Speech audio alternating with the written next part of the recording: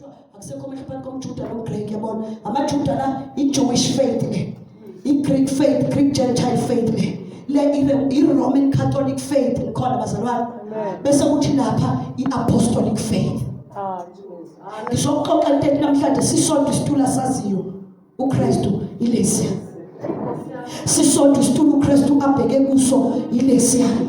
Sisonke isitulo ayithi ngizobuya ngizolanda abalapha ya. Iyodwa into babodwa abantu abazoba ne-element ye-rapture kubo abakulesiya situlo. Hayi laba noma bangazenza izinto zenzeke zibalungele bafowethu baphumele kodwa lesi situlo asina-covenant, lesi situlo asina-covenant nalesi situlo asina-covenant ilesiya kuphela. Washo uJesu emhlabeni abapostoli bakhe abenza wabanika the apostolic faith. Angisho upostoli besikhundla, ngisho ukukholwa. Ngoba lento yokukholwa yashiwo uJesu sayithatha kubapostoli isuka koPetro koJohane yayishiwe kubo injengoba injalo yayisiyasabalala nomhlaba wonke. Along the way yahamba ishintshwa bathu uma besuka nawo la bezoyishumayela nabo laba bayemukela ngendlela phezu kombuso wamaRoma, bayemukela ngendlela yabo bayikholwa njengamaRoma khona bazalwane. Kwaba nezinto zabo imithetho yabo ababengafuni ukuyishintsha. Ingakho when you read iBhayibheli ufunda amaRoma uPaul aphukuza umthetho kakhulu ukhuluma ngomthetho ungezwa laba abafuna ukudla izono bethi sesikhululiwe emthethweni. uPaul wayezama ukushumayela kubaJuda kumaRoma ngokwe-hard drive yabo ngoba babe abantu bomthetho. Into yabo babeyiqinisa ngomthetho, into yabo babeyikhulula ngomthetho. Hayi ukuthi uPaul wayikhulula abantu ukuthi abadla izono. Wayezama ukugrizina namaRoma ngokwe-strength sengqondo yabo. Babe strong in law. So nje babe strong in law ukhuluma nabo njengezazi mthetho. Ingakho umbuzo bathi sebabhuka athi ziphi izazi mthetho, athi where are the philosophers. Akubonga igama likaJesu athi mina ngomthetho nithi umuntu uyalahlwa ngomthetho futhi umuntu uyakhululwa. Wayesho lokhu kanjalo nakulesiya siqulo kunomthetho wakhona, the law of faith. Alibonga igama likaJesu, the law of faith. Laphaya kunokukholwa kwakhona. AmaRoma akathumela amukela ivangeli amukela ngokobuRoma, awangabushiya uRoma bawo amiksa lokhu kaJesu nalokho kwawo. Ngoba ayingafuni ukushiya into zawo completely, ayingafuni ukushiya ubuRoma, ayafuna ukuba amaRoma kodwa futhi akholwa.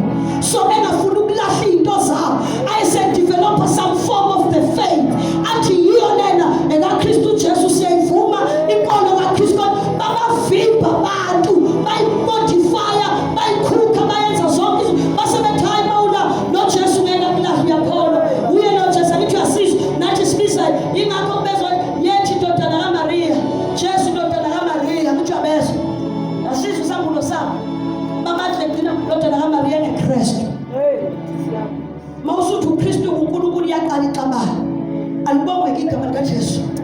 Laba bazalwane ke ngicela ukusikhala kahle isitulo sabo. Leli verse engifunda noma lencwadi engikhulumayo angifisi ukukhuluma into engekho eBhayibhelini. 1 Corinthians chapter 1 uqala ufunde kuverse 17. Mhlawumbe iverse elidumile kakhulu kulento engikhulumayo ilele sikhamba sesikhangana manje izwi lesiphambano lingubula kwababhubha kodwa kethe lingamandla. Uyabona umandla sesifana lingamandla. Yebo linkulu kwababhubhayo kodwa kithi lingamandla. Izwi kaNkulunkulu angifunda uverse 17 nalawa amanye alandelanga besaqhubeka umuntu vela khetha ivesi elilodwa aphume nalawo giya ngalo athi besembile lapha limangalile yena leli vesi obelilandela litho njalo akakhandi ngamatafu akakufundanga ufanele ukukhandwa ngamatafu yena azenalize sambulo. U1 Corinthians ngicela ufike ufunde ekhaya uma ngeke ngisafunda ngoba seKorinte bokuqala isahluko sokuqala ufunde kusukela kuverse 17. Mawuthanda nje ungayifunda yonke uyophuma phansi nalo. Alibonga igama likaJesu kodwa lama scrolls le scroll se-faith ngoba njengoba ngithi i-DP box itholakele Sister Thandi kutholakale the original scroll of faith. Amen. Kutholakale the original scroll of glory. kwatholakala the original scroll of holiness, the original scroll of salvation. The original scroll of life. 5 lama scrolls incwadi ebeyintshontshiwe zebandla la kuvalelwe khona amandla alo amakhulu abelizoqoba ngawo kulama scrolls awu-5. I-faith, i-salvation, i-holiness, i-glory, life. Ukuthi uJesu mayithini ukuthi nibe nokuphila naye ethi I am the way, ngiyindlela neqiniso lokuphila. Kuphi ukuphila? Kwantshontsha-ke lokhu kuphila kwantshontsha iscroll sakho phila kulo khathi uze ukuthi sibe nakho. Kodwa uma abantu sibasho besithi ungenaJesu ufile uphila awuthi umncane uyaphila ngiyaphefumula ikuphi lokhu ukuphila? The original scroll of life uJesu ayizoyibuyisela emhlabeni yayilahlekile yantshontshwa uSathane. Kodwa ke leso scroll sithola ke it's 5 of them. Angizukhuluma ke ngawo 5. So hlala nentabeni endala uNkulunkulu wesivumela mhlawumbe nakhona sokhuluma eyodwa. Amen. Bese kuba uthi ngicela ukukhuluma nge-original scroll of faith etholakele. Amen. Kuleli verse engilishoyo kule quoting engiquotele yona kunokukholwa lama categories of 4 faith ayakhulunywa lapho.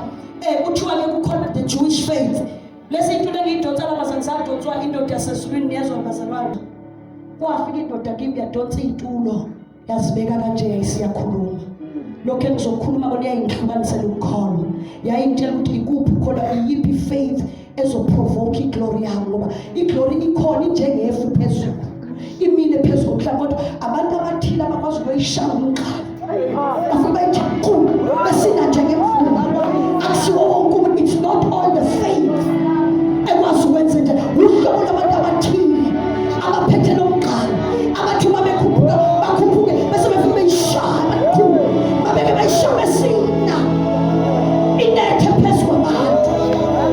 Glory to Jesus. Hallelujah. Ezinye siyakhuphuka ivinjwe singakwazi ukufika beyisho ngomlomo bathi hey the glory of God. Abanye bazibaqala amabhishi bathi the house of restoration, the restoration of glory ministries.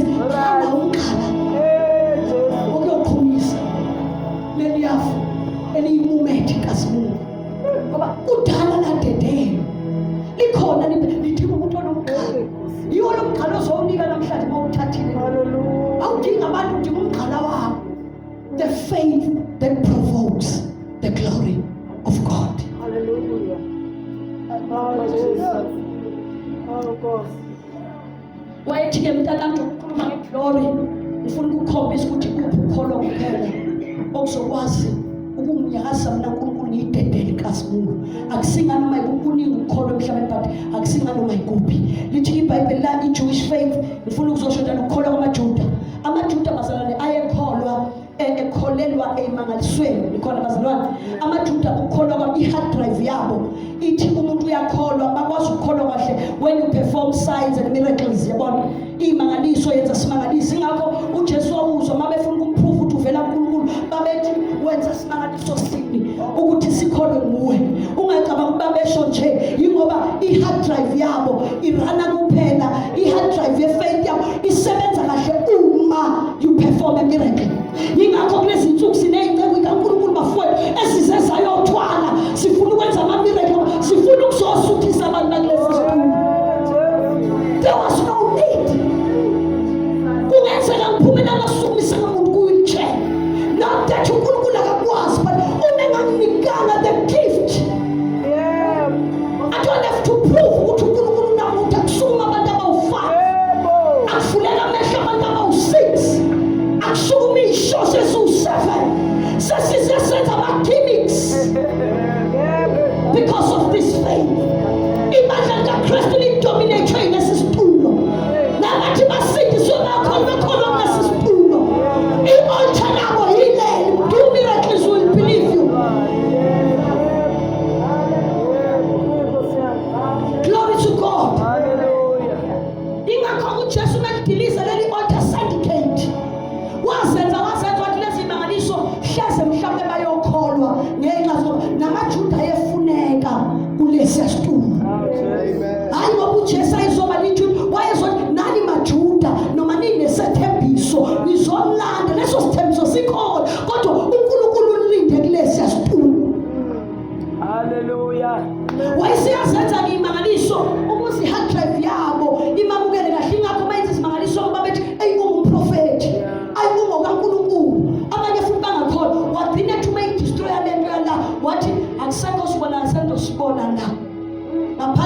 kaJona eseswini senhlanzi 3 days and 3 nights. Angithi usuyazi wayikhuluma ngani? Angithi sinibandla thina bazalwana ngiqali phansi.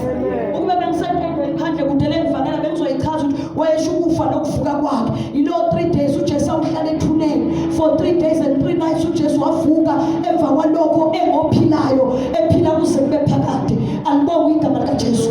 Yingakho ke asekho esinye engizosenza. Mangakholwanga yilesi sisodwa sibonakaliso manje. Ngiphendulile izinkwa zabaningi ayimultiply. Inhlanzi esibani ngimultiply. Abagulayo basindisile. Ishosha ngisukumisile. Abafile ngibafusile phambi kanti sekufunani sekushoda sonto. Engise ngaso sakulesi situ. Ilesi sithi uJona wayeseswini senhlanzi for 3 days and 3 nights. Kwakwenzakala wayenjengofileyo emathunjini enhlanzi. Glory to Jesus.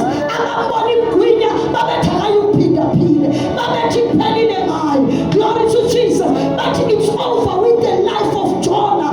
Kodwa no 3 days 3 nights kwatholakala ninifa kwazwakala kuthiwa loyo gwinya inhlanzi phambi kwamatilosi. Sambona imfake eswini uyazwakala memeza ninifa yasayini death certificate kaJona zonabubo kodwa kwazwakala kuthiwa leyo data yaphindwa uJona uyamemeza ninifa uthi phendukani weninifa phendukani.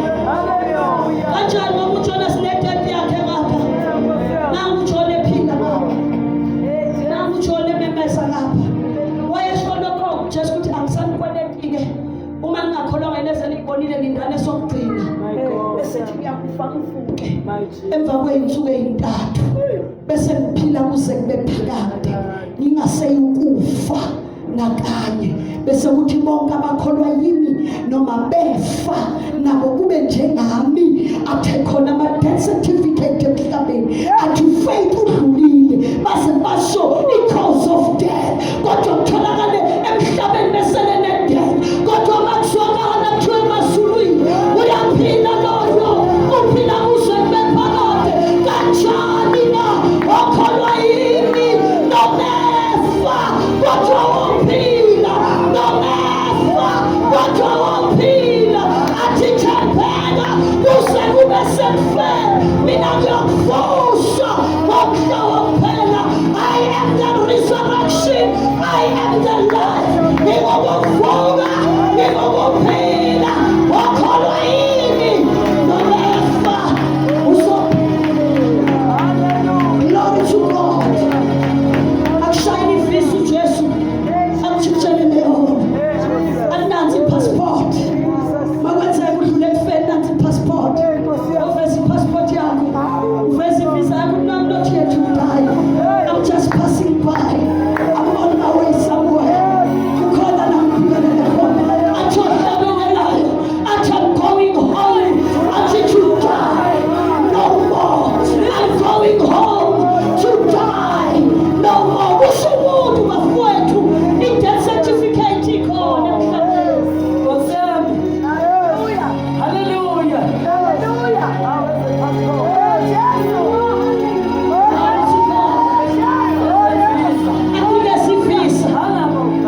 Asifisa hlubekani.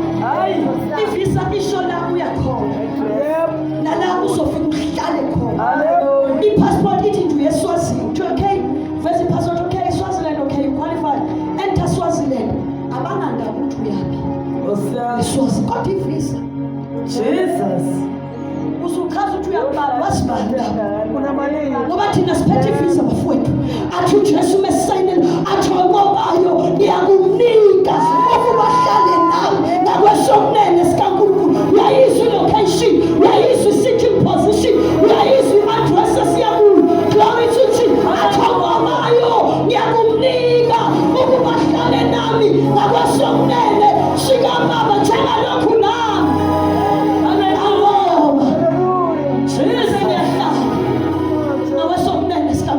Hallelujah. Athi sengathi umesaba iJohana. Emnikeza ifisa yakhe.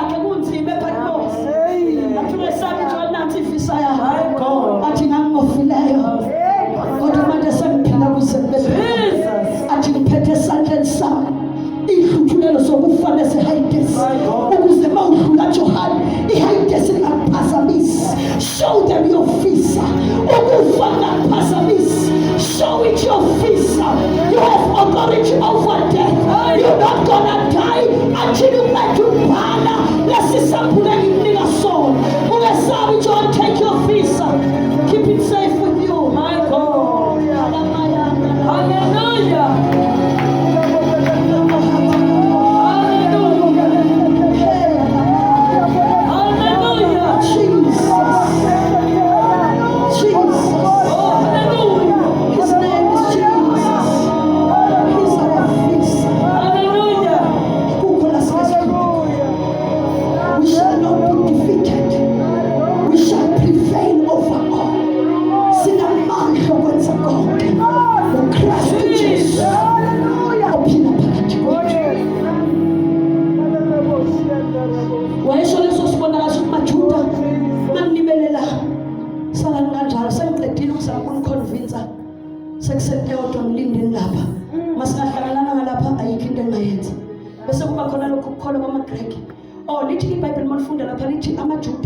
abiza izibonakaliso.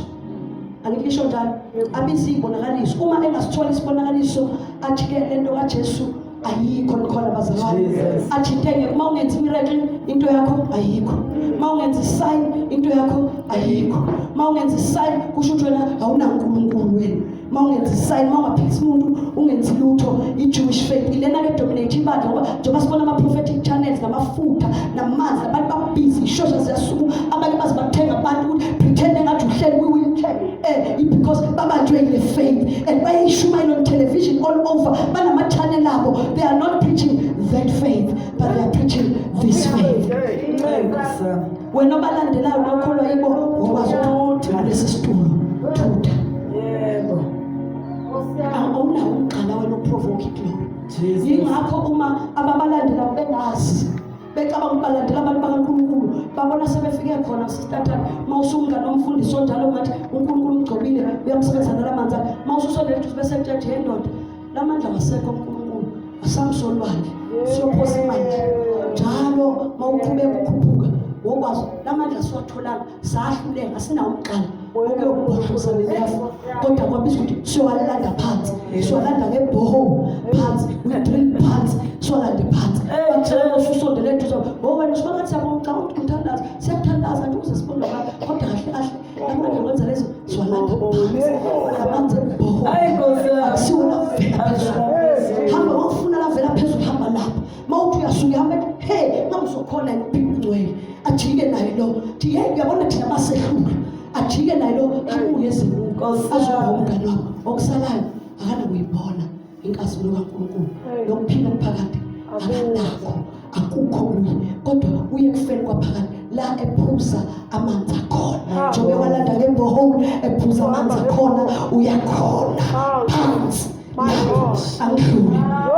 Chain number 2, the Greek faith ihlakaniphi. Manje amaJuda athi isikhubekiso kodwa uKristu uyini uyisikhubekiso kubo. Vele yingakho uma ukholwa kahle isikhubekiso lapha awubazi basizonda kanjani. Sisikhubekiso nje vele uma ukhona nje bayacasuka bathi nangobe bayanyanya nje banyanya bese ulokho ezosahlulela bantu omafethi belo bephapha akasekho umuntu owaziphila lo kifa ngeselashintsha ikhanse zashintsha abantu babophela abantu Nkosi yami babopha injongo babeka injongo enzima phezulu kwabantu uNkulunkulu esasikhulula uJesu wafika wasikhulula abantu ingoba sisikhubekiswa ngoKristu waba isikhubekiso kwamaJuda yingakho azambethela wayeyisikubekiso kunjalo siyahambisana. Hallelujah. Asise chain number 2 ama-Greek athi beyiswa indaba kaJesu, the Greek faith, the Gentile faith abezizwe la abeyihlakaniphile lapha ama-philosophers and scientists khona bazalwane bonke laba besithi isikolo bebesho ethi ayikho into emistake bazayenza kale badle kaKristu njengaleyo ukuthi uNkulunkulu akhulume nawe ekamereni uwedwa ayibonakalise kuwe athi phela ngiyakwenza umdobo wabantu athi umuntu abeyofunda kubantu ukuthi konje ukuba umpostoli kwenziwa njani. Le nto ngibizela naNkulunkulu aye kuma-Greek afika ahlale kulesi situlo athi ngisacela ningifundise indaba kaKristu. Kanti ama-Greek athi into kaKristu ububula, it's foolishness, athi nonsense. Mawufunda iBhayibheli lesibili it's absolute nonsense, unphilosophical nonsense indaba kaKristu.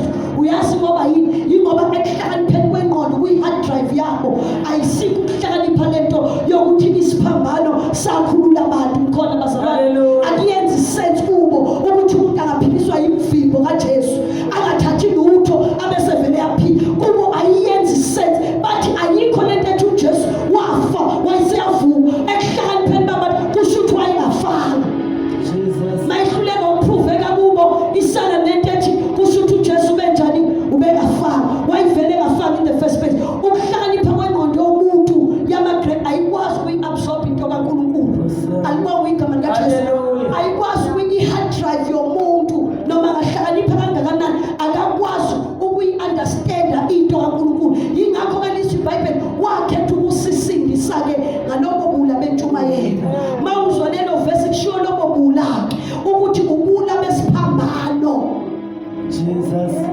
isiphambano siwubule ehlakaniphile yingakho mawukhona ungayobuza kwabafundile ukuthi ukhonza kanjani uKristu yingakho uNkulunkulu asilethela isifundiswa sakhe ogama laso umoya ongcwele wathi uyena oyakunifundisa konke aliholele kulo lonke iqiniso maselikhohliwe you will consult him wayibekele sakhe isifundiso uNkulunkulu wayithumelele sakhe isihlakaniphi ozothuma uconsulta sona sikutshela inhliziyo nengqondo kaNkulunkulu sikutshela ukuhlakanipha kwakhe sikutshela iqiniso lakhe lithi likhona labantu naye umoya ongcwele uzele ukuzothi yonke into ekhulunywa la it's nonsense kunjalo yabantu mangcwele mawunayo mina into engiyincifela nje isifundiso ngiyabonga ngoba ngake ngafunda nami omunye umuntu angathi phela wahlulwa isikole asengidlulayo ngabizwa nje kade ngifundile vele ngoba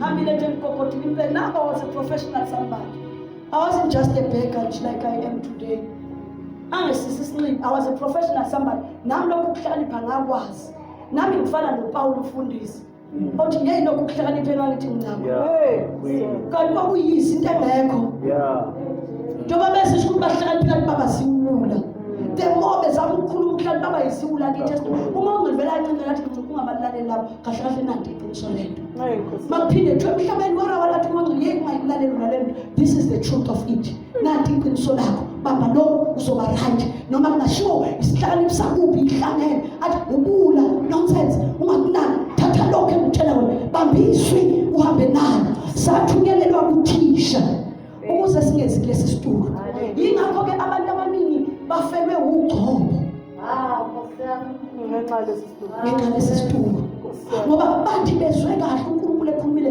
baye esitulweni isitulo sathi mana yabona sithi mana let's prove this let's see it let's prove it nakuyaprovwa la Jesus uma kungakwazi ukuproveka kuyachithwa kuthiwa akukho yingakho ifundiswa abafundi bescience mayifundiswa kuthiwa according to science there is no God ngesizathu sokuthi iscience mayizama ukumprova ngeinto zayo ayimthole ayikwazi ukuprova yagcina ithi anything esingakwazi ukuprova la ayikho angwenze into eseduze ngoba mhlawumbe ke uyayithanda ifundiswa uke kwafika iCovid emhlabeni uma ifika iCovid lingakatholakala ikhambi nakubo osociety nezifundiswa nodokotela bengakabi nalikhambi kukhona izwe angilikhumbula ukuthi liphi kukhona abantu one abayitholela umhlonyana uyakhumbula bawuphuza baphila likhona bazalwane ifundiswa lesi situlo sakukhitha umhlonyana I'm not for umhlonyana ngene umhlonyana phila ngegazi emzimba ungazixoxa lapha ngipromote ngisakuba nje uzosanda kuyibona ukuthi ishiwo kanjani into la ukuthi I exist nokuthi nonsense nokuthi ayikho simple straightforward that thing does not exist noma isiza bathi bona ayisizi ngoba uma beyifaka ku system yabo ayikwazi ukusebenza ayiproveki so bayingaproveki ngokwabo ayikho angichakhuluma umhlonyana bawukhithini kwaba khona izwe elithola ikhambi indawo yakhona bathi kwamengezelwe indawo kwathiwa abantu bakhona bayayithola bayacontaminateka kodwa mase bephuze lento bayaphila zathi ihlakaniphi ilethensi laboratory so itest ikwazi ukuphasa ama-test mayifika la bafike bathi ngokwe-system yabo ayiphasa noma yayibasiza abantu kupruvekile kukhona abantu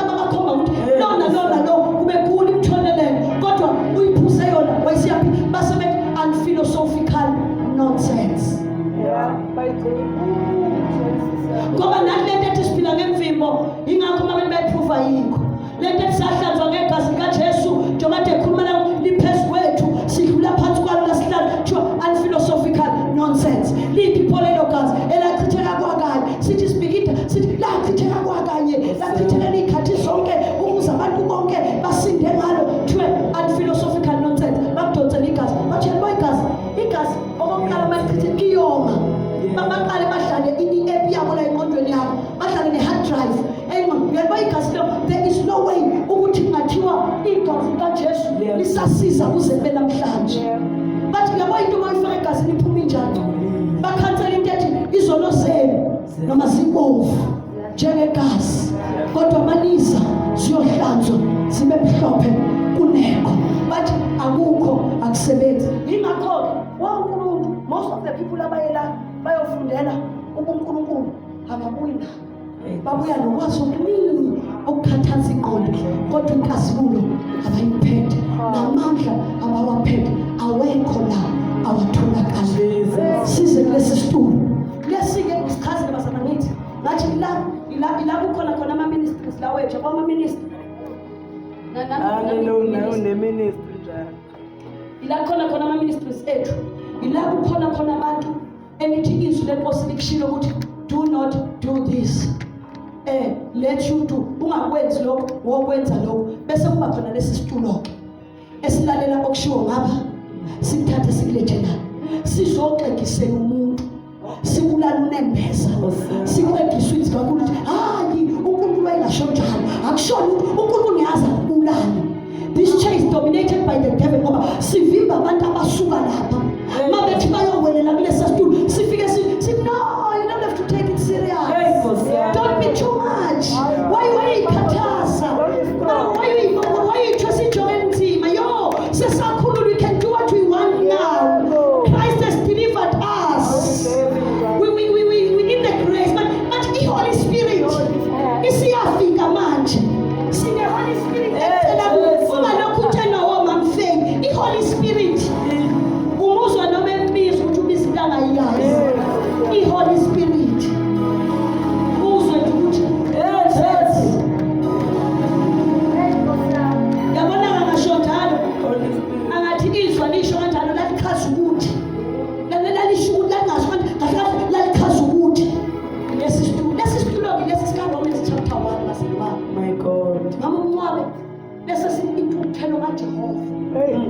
iphezulu bonke abantu ngenxa ungabesaba uNkulunkulu abathebelazi iqiniso bathiya ngokungalungi kwabo bafundisa abantu ukwenza okunjalo baphenkezela iqiniso balenza manga la. My God, lesi sinento yodwa intukuthelo kaJehova iphezulu kwabo noma ungabalandela but inenga kaNkulunkulu akho kazi lezophuma la inkazi lephuma la Jesu ulanga ukukhukhula abantu bayibuza uNkulunkulu uyibuyisela manje ikhukhula ngoba wathi ngesiphinde sife ngazo wayesho ukuthi wayengasho kuwo wayesho ndodela abantu bemedelela uNkulunkulu bengasamesaba yabesaba. That covenant akusiya wonke umuntu enganoma Jesus wokhumbula icriteria yokuthi aqualify ukuthi kuthiwe no sekubona ubuhlungu nje bokufa ingoba yena wayethembekile kuNkulunkulu, a man of integrity owayesamile eqinisweni kaNkulunkulu wayesethola isithembiso akasekho kufana noNoah. Bonke abantu bathi lesi situlo ingakho ubona umlaka kaNkulunkulu gijima ngejubane phakathi kwabantu gijima phakathi emasontweni masithi siyathanda ulaka yagijima ngoba intukuthelo kaJehova iphezulu kwethu. Senzeni sithi iqiniso ngokungalungi kwethu saliphenkezela salenza manga uthi baze bahlazisana bakhumbula ukucabanga ukwenza kwemvelo. Yabona nje inkabali ivela la iBhayibheli wami ufunde ngalo bese ufunde ngempela ufunde wathi uma benza uNkulunkulu wabanikela enkalweni yengqondo yabo. Wena ungabona ngathi abantu bayaphumelela bakha ama-auditorium beliqekisa ilivalo benzeka kanjani banikelwe hayi ngoba bephumelela uNkulunkulu badumile ubanikela enkalweni yenhliziyo ngoba ulindele ukubabhubhisa. Ingakho noma singashumayela ubavalile wenza ngabongo wenza ukuthi bangaphenduka washo bayobona kodwa bangabonisisi bezwe kodwa bangaqondi athi funa baphenduke nibathethele kanti intuthelo ifuna nje sekunento eyodwa ngabo ke babhubhisa kuphela. Mina ngingamangala abafundisi bengasukuma thina abantu bonifuna bakuthande yazi noma ungakhuluma kanjani ureason nawe uhlabe naye ubuza ukuthi yazi uyayizwa lento engiyisho kodwa uza ukuthi mayeke ngiyabuzwa mamlolo ngiyabuzwa ncenkazelo siyabuzwa iyiyo kanti so noma ngathandaza nawe manje athi hey asithanda siba uNkulunkulu uhambele ngawe athi ngiyabuzwa nithandaza mawuphuma ubuyele entweni yakho uyaziva unikelwe akazenzi usenqatshelwe ukuphenduka ngoba uyiphakani useze uyamazi umzali esethi ngane hamba wenza okuthandayo size sibone ngathi ekhaya akasayikhuzi akasayishayi ashaye lezi ezinye ayithethise lezi ezinye kube ngathi umama wakho uyakusho uncane mama usibambane yeyamyela hamba lapha athanda khona ebusuku usenzele konke ubone ngathi umzali umyekile kanti usemnikele enkankolweni yenhliziyo yakhe nengqondo yakhe ubhelile kanjalo noNkulunkulu Jesus wena ungabona ngathi bayaphumelela ungabona ngathi kuyenzeka intuthelo ngasimakade iphezu kwabo bonke abantu abagudula iqiniso balenza uyazi into ebuhlungu-ke into ebuhlungu nina enilapha phakathi kwabo nenibathanda lithuma liyovala liphethe lithi abagcinanga ngokwenza okunjalo wavumelana nabo abenza okunjalo awukukhuzi lokho abakwenzayo you agree with them uzama ukuhlanganisa ibandla ngoba umthetho uzufake yahlukanisa Jesus uthi ungathi umazi umfundise feba bese uthi akathi ibandla uthi ibandla lihlanganelile as long as in under one roof yet singekho under one spirit of God enzo kwakhe asenzele ukuthi simanje uthi lona nje uyidayisela amanzi namafutha kodwa sibe sithi hayi phela uNkulunkulu umize ngendlela yakhe ngizoyibonela khona izinto eyofuna zenzeke phakathi kwenu lingakhumi futhi ngadili imthanda zefast nize nisacela ibe kanti nifaka umuntu lapha phakathi kwenu leli bandla liyamnika umuntu wentuthelo mayezongena phakathi kwenu ungena ethweni umlahali kaNkulunkulu kanti umkhahlela lapha phakathi kwakho asikhahlelele wena ukukhahleleke kale naye uyolahleka le asibonge my God sizothuthana bazana kulezi zinto lezi asinakudidla ifana umbuso alinamngene kuphela phakathi nasi isitulo esathenjiswa Jesus zonke izethembiso zezwi kaNkulunkulu zilapha mawumuzwa ethi bayokudlokula lawo bangafi ukhuluma ngala bayophuza ukulala bangafi hayi akusibo laba bayaphuza bafe bavuke esibhedlela badrink poison kodwa amadoda ngoPaul uNkulunkulu akula ukuthi kangaka ngakhandwa ngamatshe angishiya bethi ngifile uthi kodwa ukhonte phakathi kwabo my God eyangivusayo glory to Jesus athi ngakuwa nje abazalwane bathi uma bengibuka ngaphinda ngasukuma ngahamba athi ngaphakazela nokhumbi ngangisemanzini for so many times athi kodwa ngifelanga khona indaba nginesethembiso sokuthi abakhona noma befa kodwa bayaphila alibonga igama likaJesu avuke bayingakapheli assignment ngesizathu sokuthi laba balana noma befa zonke izethembiso ngicela ukusiphakamisa lesifunda lonke ivesi ufunda eBhayibhelini Jesus elihle ngomuntu nelinezethembiso ezinkulu zonke izethembiso ezilotshwe uNkulunkulu ezalapha My God. akusize ezalapha mawumuzwa ethi ngiyokuba nawe ngiyokuthwala ngiyokutshala ukhuluma ngomuntu la mayithi ngokuba ulondile isilokubekezela kwami nami ngiyokulonda ngehora lokuliwa ukhuluma ngalo athi noma unamandla amancane kodwa uphika ngigama lami ukhuluma ngalathi ngiyokubenza beze bakhothama imali enyaweni zakho bakhotha uthuli ukhuluma ngalo athi imfule edla indwani ayikukhukhula ukhuluma ngalo noma udabule malanga binomlilo awuyikusha ukhuluma ngalo akakusho kulapha ingakubona sisha kangaka inkinga sikhonza kulezi zinto our faith ilapha kodwa namhlanje asithutheni sekukholweni wenkazini inkazimulo kaNkulunkulu yathethwa kwathiwa inkulu yokugcina kulokukhulunywa ngale uthi silapho khona inkazimulo uthi savuka ngalo kwabafileyo awekho amandla emhlabeni adlula lawo mandla alibonga igama likaJesu amandla amakhulu lawa arestore amandla ayekade ehluliwe ekuqaleni kuGenesis chapter 3 wanqotshwa umuntu enawo kodwa namhla uNkulunkulu ezokwenza restoration weza namandla amakhulu ingakho lithi iBhayibheli umoya walo wavusa uJesu kwabafileyo ehlala kithi uyovusa imizimba yethu afana noma ngathi sifikile ku death kodwa izovuka ngoba kunamandla avalelwe kithi. Yilabo abantu abakwazi ukuhost uNkulunkulu. You want to host God, this is a faith you must have. Trust and believe God with everything. Ukholwa izwi lakhe kuphela. La akwenziwa okunye kukholwa izwi. Asikholwa ifilosofi, ikhona ifilosofi yaphume kodwa sikholwa izwi. Zikhona izibonakaliso kodwa sikholwa izwi. Masenza into siconsulta ezwini ukuthi izwi lithi yenziwa kanjani. Bese siyenza njengokusho kwezwi. Yingakho etokholwa njengokusho kombhalo sikholwa izwi bese senza lona. Uma sikholwa yilo bese ke ilento oyenza then this faith bese ikunika lo mdlalo bengiwushoke. Oma kanjena nje mawuthi kunefaith laphezulu okufanele lehlela abantu bakaNkulunkulu kade sihlala sinengubo sinikiwe ivele enkosini ayithungwa ke ngokotini le ayithungwa ngeproduct yala kodwa le ndlu ithungwa ngenkazimuli ithungwa ngezwi. Umuntu uhlangana nokunezwi kaNkulunkulu ngokukholwa abese eba namandla avalelwa kuye ebese iyathungwa ingubo yakhe. Lo mngane wayeqoshela ukuthi walizwi izwi ethi bamenyiwe emshadweni. Waresponda wangena kodwa akahlangananga nalo lokukholwa ukuba amukele ingubo. Lithi iBhayibheli masesabe kuHebrews chapter 4 ukuthi sithi sinesethembiso sokungena siphumule esabatheni singangeni njengabanye abashunyayezwa njengathi endulo balizwi kodwa abangahlangana nalo ngokukholwa. uNkulunkulu waperforma ama-miracles amaningi ngaphambi ka-Israyeli kodwa u-Israyeli still wayekwazi ukuhamba yokhonza abanye uNkulunkulu.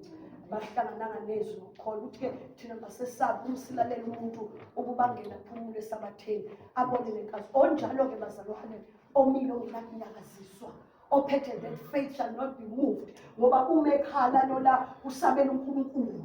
Umenyakaziswa lo unyakazisa uNkulunkulu. Umethintwa lo uthinta uNkulunkulu. Umemenyezwa izimo nezimpi zimemeza uNkulunkulu okuchallenge wena uchallenge uNkulunkulu. Ingakho kwabalanga uyabuzwa ethi ngiyakuba isitha sezitha zakho. Akusilela laba intukuthelo kaNkulunkulu yena uNkulunkulu phezulu kwabo akanalo icebo lokubasindisa kodwa intukuthelo yakhe phezulu kodwa kulaba uthi ngiyolwa nolwa nawe. Nikhona bazalwane athi ukubusisa ngiyokubusisa ukuqalekisa ngiyokuqalekisa athi laba ukuhlasela ngendlela kodwa bakubalekele ngendlela ezisikhombisa. Yizethembiso zonke-ke isezwini lenkosi ezalaba abantu. Ingakho laba bantu kuyibo abaqualifya to provoke the glory. Siyathandaza-ke original scroll of faith itholakele. Yiso lesi scroll esiletha kini. Lesi scroll lesisoze nje umuntu adle ifa lokuphila okuphakade. Ophethe lokukholwa uzawuhamba nenkazimulo ezolanda ibandla likaKristu Jesu ivalelwa kuye. Uthi kuNkulunkulu kimi sengithandaza ngambule la imfihla uthi kimi ifaith niyithathe kancane but faith is an element of divinity ehlele emntwini. I-element yobuNkulunkulu ehlele emntwini. Yabona nje bade ngithi cheap. Maune faith une element kaNkulunkulu ekuwe. Angichazeleke mhlawumbe kafushane ngigijime ngejubane ngingathanda ngingathi nje ifaith is an element ungayazi. Ensimini yase-Eden uNkulunkulu wadala umuntu wamnika izwi lakhe. Angithi yabona wamphefumulela ngoNkulunkulu bakhe.